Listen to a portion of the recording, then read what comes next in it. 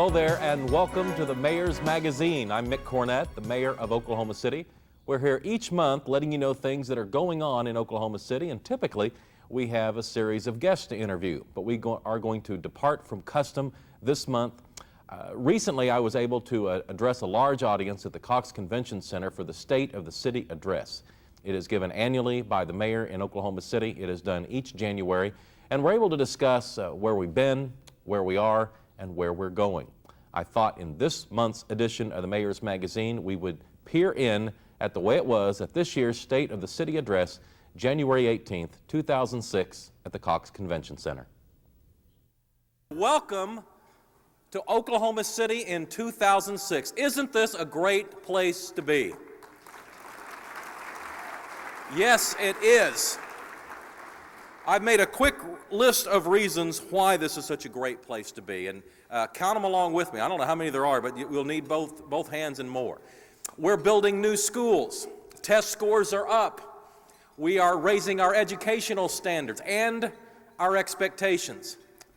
We are building new hotels, and 2 of those new hotels are nearly 100 years old. Our air and our water are clean. Our economy is growing. We are putting more emphasis than ever before on street resurfacing. We have a downtown renaissance that is discussed and envied from coast to coast. We have a new airport. There is new development taking place along the Oklahoma River. The relocation of Interstate 40 has begun. We are in the process of building the finest horse show facilities in the world. We are opening new parks. We have one of the best zoos in the country. Our public golf courses are offering unmatched value. Our housing prices are affordable. We have very little traffic congestion. We are hosting an NBA team, and our attendance is in the top 10 in the league. We are safe. The men and women who work in our police department are people of noble character. They are better trained and better equipped than ever before. If you live in Oklahoma City, congratulations. You are part of the success story. Yeah, you are helping to create a great place to live. So welcome to the State of the City for 2006.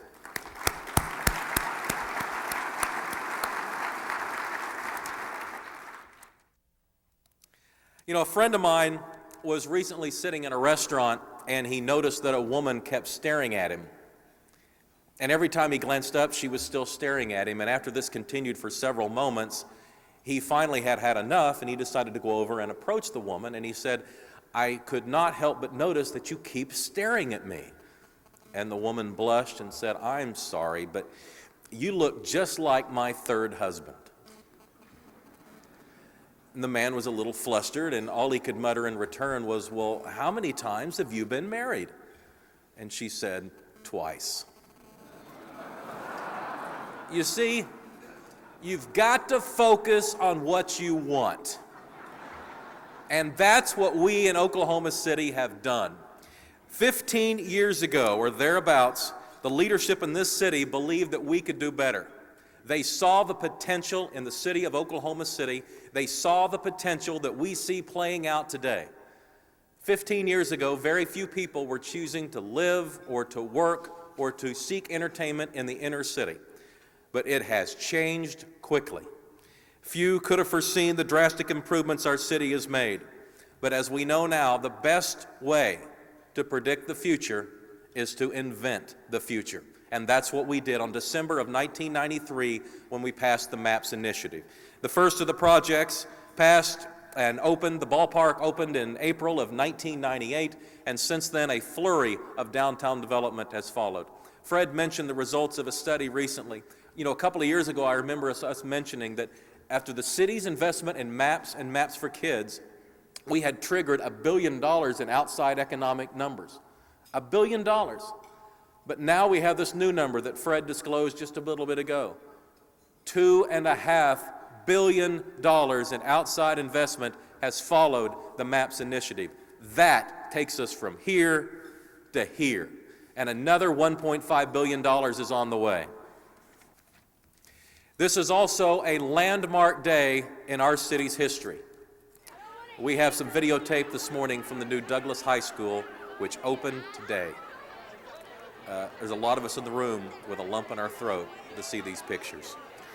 The implementation of MAPS for Kids is the single most important thing that's going on in Oklahoma City in 2006. So why don't I give a quick review and then an update on MAPS for Kids to keep you well informed. MAPS for Kids is funded by two sources. A penny on the dollar sales tax for 7 years, that'll generate just over $500 million, and then a $180 million bond issue that passed at the same time. So that's a total of nearly $700 million. Of that, nearly $550 million will be spent on projects in the Oklahoma City public school system, and the rest will be spent in our suburban school districts.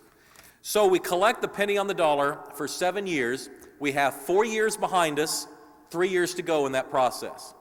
The construction process will continue to roll out projects through 2010. So we're still fairly early in the construction part of it, but here is where we stand. Construction project, $470 million for 75 major projects. 5 projects are basically completed: Douglas High School, Star Spencer, Phase 1 at Wheeler, Ridgeview, and Telstar Elementary. We had some immediate needs involving fire alarms and roofing projects. That's completed. We have 4 projects that are under construction. Grant and John Marshall High School will open in the fall. Phase 2 at Wheeler is under construction. Martin Luther King Elementary is under construction. We have 9 projects that are under design. 1 of those is a high school. 8 of them are elementary schools. We have 3 projects in contract negotiation and 2 projects in architectural selection. Now, transportation projects. A lot of people forget about all the new buses that come with MAPS for Kids. $9 million, 160 new buses provided to the Oklahoma City Public School District. That's an entirely new fleet, and it is online. All 160 buses have been delivered and are now in use. That's an update from last year. Technology projects, $52 million of MAPS for Kids goes for technology. Over 1,600 new computers and 1,100 new presentation stations. Network upgrades, classroom phones, all proceeding as part of the construction process. Don't forget the suburban schools. $150 million is headed to the 23 suburban school districts, all located within Oklahoma City, all participating in MAPS for Kids. The Putnam City School District is the largest suburban school district. It's going to receive about $45 million when all the funding has been distributed. And the suburban districts receive funding that's proportionate to the number of Oklahoma City resident students that are enrolled in each district. So far, the 23 suburban school districts have requested and are spending approximately $50 million, and that's on more than 200 projects.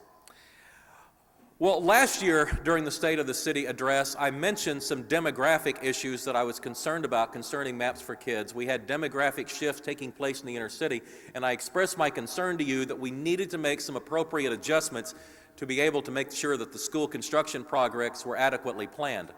We had plenty of classrooms in the system, but we needed to ensure that the classrooms were going to be in the same neighborhood as where the kids were. And if you followed the progress of MAPS for Kids in the past year, you know that the school board, the Oklahoma City MAPS Trust, the city council, and the city staff all worked to implement the necessary changes. The changes have been made, we're moving full speed ahead, and all of the alterations to MAPS for Kids have remained within the existing budget. The MAPS for Kids program is proceeding. Projects are completed as scheduled. And again, since final revenues for the program will not be received until January of 2009, and we build them as we receive the money, the last projects are not scheduled for completion until late in 2010.